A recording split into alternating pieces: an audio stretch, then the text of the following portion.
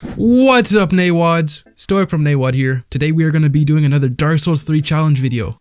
Kind of. This is going to be more of a weapon review for the Dragon Slayer Sword Spear than a challenge video. But to make the gameplay more interesting, I placed some restrictions on myself. Since the Nameless King is a late game boss, I had two options when making this video. I could do an SL1 playthrough of the game and get the Sword Spear legit, then just play the game on New Game Plus, or I could just cheat the items in and play on normal New Game. I chose the second option just to save time. But to make up for me cheating, I will not level up at all, except for the minimum stats required to use the weapon. Gundyr goes about how you'd expect when you're using a late game weapon against the tutorial boss. Even still, I somehow managed to almost die. I'm a bit rusty. After Gundyr, I get all the items I need around Firelink, and head to the High Wall of Lothric. Vort is very weak to lightning, and thankfully, the Sword Spear does split lightning damage. For the most part, having split damage makes a weapon worse. That's why you never really want to infuse your weapon with any elements, because they usually do less AR due to resistances. But naturally infused weapons like the Dragon Slayer Sword Spear feel this downside even harder because of the weapon's baked in high dex and faith requirement. The one exception to this is the GOAT, the Dragon Slayer Axe, who has natural split damage, but you can infuse it with anything, and even buff it with bundles. Anyways, Vort goes down easily, and I move on to the Undead Settlement. While I was here, I helped Sigurd kill the demon, and pick up the Chloranthy ring. Unfortunately, I only have enough equip load for what I'm wearing right now, so I can't wear any rings just yet, or else I'll be fat rolling. Next up on the chopping block is Tree Balls. The Sword Spear's R1 attack is much like a halberd's. The first attack is a downward slash, which makes it really easy to hit his balls, especially the ones on his back. Once again, using a late game weapon on an early boss makes it really easy, and Tree Balls quickly goes down. I make my way through the Road of Sacrifices and straight towards the Crystal Sage. I know this might be getting old, but the Crystal Sage was a pushover. He did take a couple of attempts to beat, but that's just a skill issue on my part. It had been a while since I've played Dark Souls 3. Also, I die to everything in 2 shots, since I'm essentially doing an SL1 run, but with a different weapon. Anyways, Crystal Sage goes down, and I progress to the Cathedral of the Deep. I'm gonna be honest, before this run, I've never actually used this weapon, and I'm really just using it because I haven't seen that much discussion about this weapon. When talking about boss weapons, it's always a Profaned Greatsword, Lorian's Greatsword, Hollow Slayer Greatsword, a lot of greatswords, but never the Sword Spear, so I wanted to try it out for myself and see why no one's talking about it. I eventually make it to the Deacons of the Deep, and now I think it's a good time to talk about the Sword Spear's moveset. It is classed as a spear, and I couldn't disagree with that any harder. The two-handed moveset is just the halberd's moveset. It has the same animations and everything. Anyways, the one-handed moveset is quite different from the two-handed option, and it's more spear-like. In my opinion, it is much better than the two-handed moveset, but unfortunately for me, I can't take advantage of it because of my low stats. But I do take advantage of the one-handed heavy attack, which makes me sweep the Sword Spear in front of me, hitting multiple deacons. To be honest, I think it would have been better classed as a halberd, because I mean look at the other weapons considered halberds. There are only like 2 real halberds, and the rest are just glaives, so I don't know why FromSoft decided to label it as a spear. Other than that, it's called the Dragon Slayer Sword Spear. But even then, a weapon called the Split Leaf Greatsword is straight up not even a greatsword. I don't know what's up with that. But anyways, the deacons are dead. Before going to the Abyss Watchers, I kill the Stray Demon to trade a soul for Havel's ring.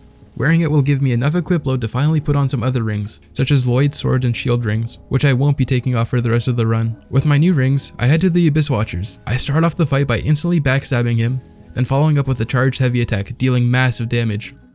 The second Abyss Watcher spawns in shortly after, and I disengage, waiting for the chill Abyss Watcher to come in and take aggro, which he does, leaving the main Abyss Watchers back ready to be stabbed.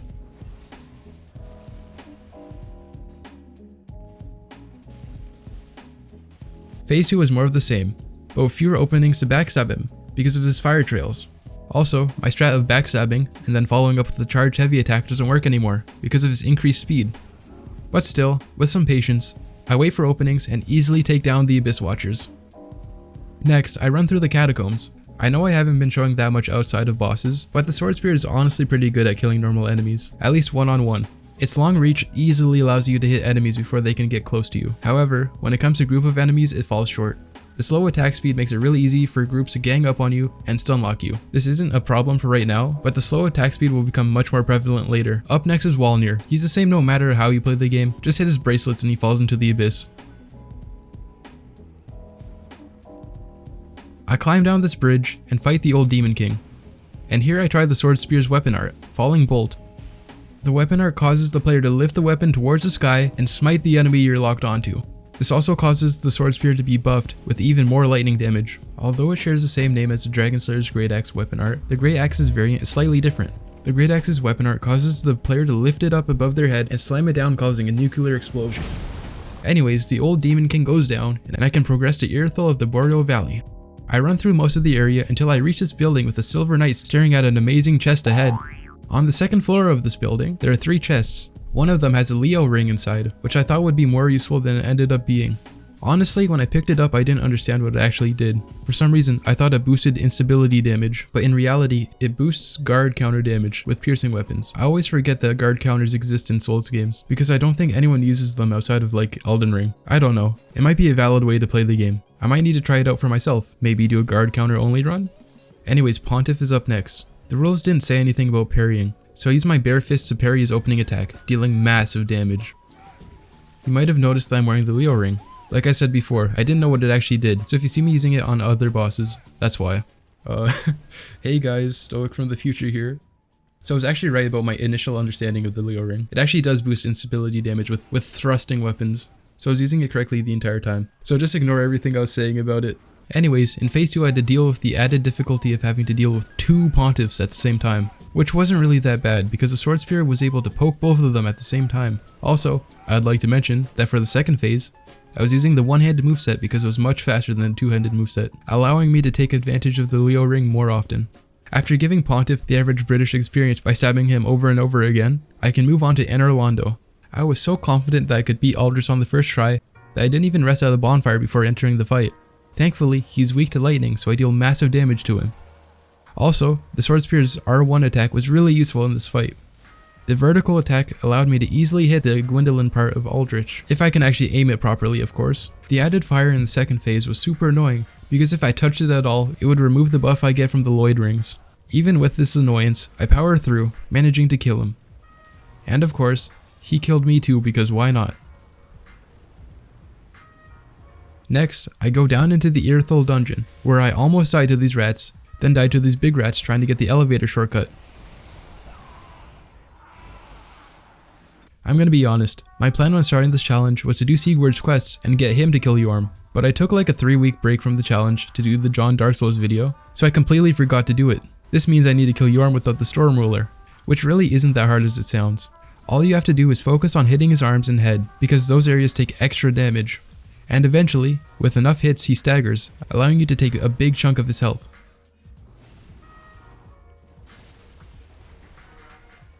Once you get used to his moveset, it's really easy to know when the openings to attack are, and it's basically just a test of endurance, like Midir. The entire fight took 10 minutes to do, and afterwards I get teleported to Lothric to fight the Dancer. The Dancer was the hardest boss in the challenge up to this point. It took me like 2 hours to do, and I'm not really sure why. I feel like the Dancer is very RNG dependent. Like sometimes she's super passive and doesn't attack at all. She's sometimes super aggressive, leaving no time to hit her, and there's really no in between. Another downside to using the sword spear is that it's a boss weapon, meaning that it upgrades using Titanite scales, which isn't a problem by the time you get to Archdragon Peak, because you have access to an infinite amount of them. But in the early to mid game, you really don't have access to that many, just the ones from the very limited amount of crystal lizards found in the game. By the time I get to Dancer, I was only using a +3 weapon. Anyways, with enough patience, I was finally able to take down the Dancer and progress to the endgame. Osiris is up next, and thankfully he was a walk in the park compared to the Dancer. Since Osiris is a half dragon, he's weak to lightning, making my attacks do tremendous amounts of damage to him.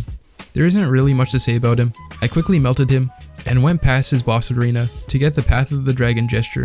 I was so excited that I went straight to the Archdragon Peak to get those sweet Titanite scales. Also, while I was in the area, I picked up the Lightning Clutch ring, which will be super helpful in this build. Since the bosses already 1-2 shot me anyways, the 10% extra damage won't matter.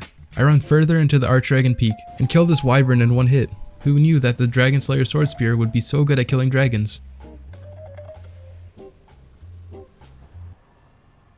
I go deeper into Archdragon Peak and get the Dragon Chaser's Ashes for infinite Titanite scales, and also got the Titanite slab from Havel. I won't be doing Nameless King just yet, I'm saving him for later. Using the newly found resources, I upgraded my weapon to max level. I head back to Lothric Castle to take on the Dragon Slayer armor. I was a bit nervous for this fight, mainly because he's resistant to both lightning and slashing damage, which are my main damage types. So, For this fight, I had to rely on the Sword Spear's R2 attack the entire time, which sucks because it uses a lot of stamina to do, meaning that I had to be really patient to find the perfect openings to attack him, without being punished right after.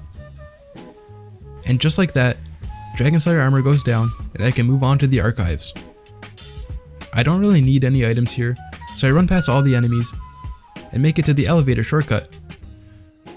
On the roof, I get the last Estus shard I need to max out my flask, as well as grab the Hunter Ring to increase my dexterity. Up these stairs is the last Lord of Cinder, Lothric, and Lorien. For this fight, I try out the Lightning Clutch Ring, since he's weak to lightning. The fight is easy as usual. Dodge his 2 to 3 hit combo, then stab him over and over again until the second phase. The second phase is about the same, but with Lothric added in, doing range attacks. There's really not that much change between stages. All I have to do now is hit Lothric instead of Lorien. I eventually kill Lorien, leaving Lothric defenseless, and I kill him shortly after.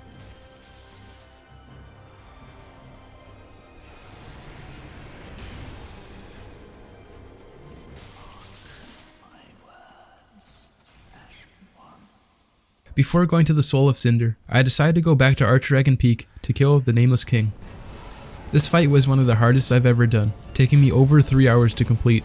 The first phase was a pushover. It goes how you would expect when using a Dragon Slayer weapon against a dragon. But phase 2, oh boy, phase 2. If you couldn't guess, Nameless King is actually very resistant to lightning damage. According to Fetch Your Life, I know it's not a good source, but whatever, the Nameless King has an 83% lightning resistance, which is insane. It felt like I was hitting him with a wet pool noodle. Not only that, but the Sword Spear swings so slowly that I don't know why you would ever use it against a late game boss. You have to pretend you're playing Elden Ring, waiting like 30 seconds before you can get a single hit in. None of the upsides of using the Sword Spear matter, when you can't even hit the boss without trading hits. This meant that I had to wait for 2 very specific openings to deal any damage without dying. One is when he slams his weapon down, and the other is when he does his poke attack.